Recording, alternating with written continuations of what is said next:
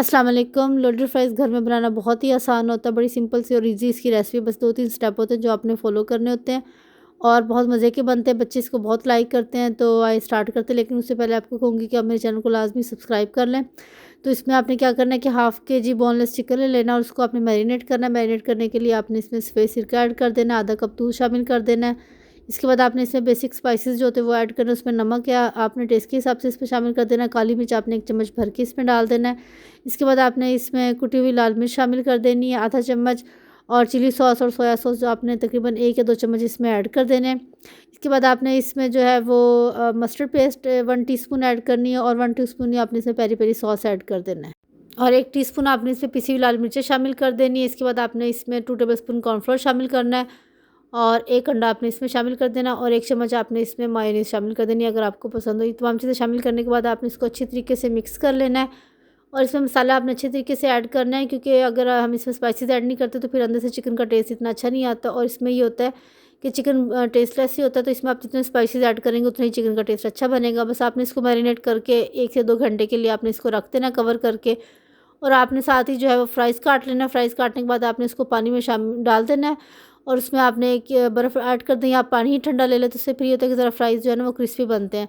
इसके बाद आपने जो चिकन लिया था उसकी जो फ्राई करने के लिए आपने कोटिंग तैयार करनी। कोटिंग में आपने मैदा ले लेना है 2 कप, और उस मैदे के अंदर आपने नमक और काली मिर्च शामिल कर देनी है। उसको अच्छी तरीके से आपने मिक्स कर लेना है। मिक्स करने के बाद आपने जो बोनलेस चिकन था वो लेना है और उसको आपने ज़िंगर की तरह इसकी कोटिंग करनी है।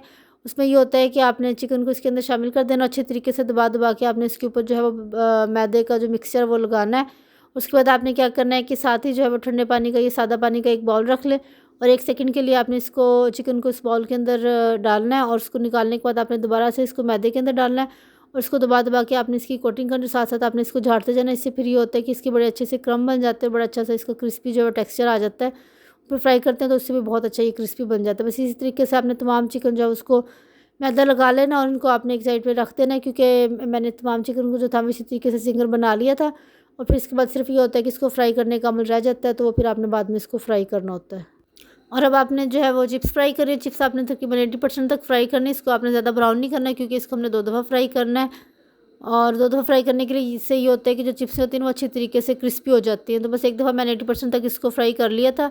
इसके बाद मैंने इसको निकाल के अलग से रख लिया था और इसके बाद मैंने जो चिकन है वो फ्राई किया था। तो चिकन को फ्राई करने के लिए होता है कि आपने आँच ज़रा स्लो ही रखनी है और उस पे आपने इसको फ्राई कर लेना है।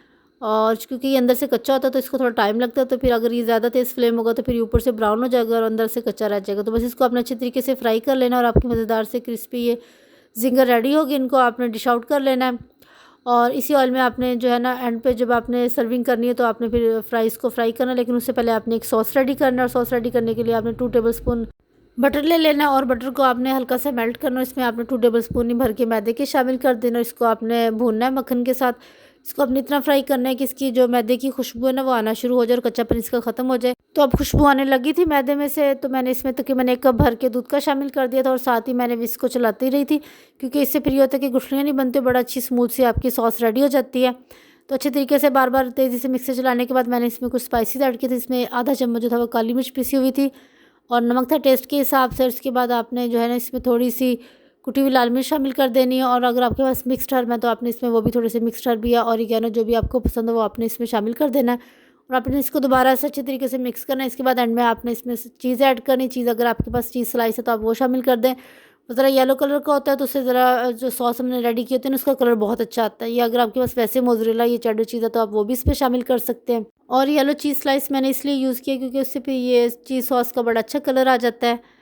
तो आपने अच्छी तरीके से इसको मिक्स कर लेना कि चीज़ जो हमने डाली थी वो इसमें मेल्ट हो जाए और इसका बड़ा अच्छा सा ये गाढ़ा आप देख लें कितना अच्छा चीज़ सॉस जो वो रेडी हो गया है।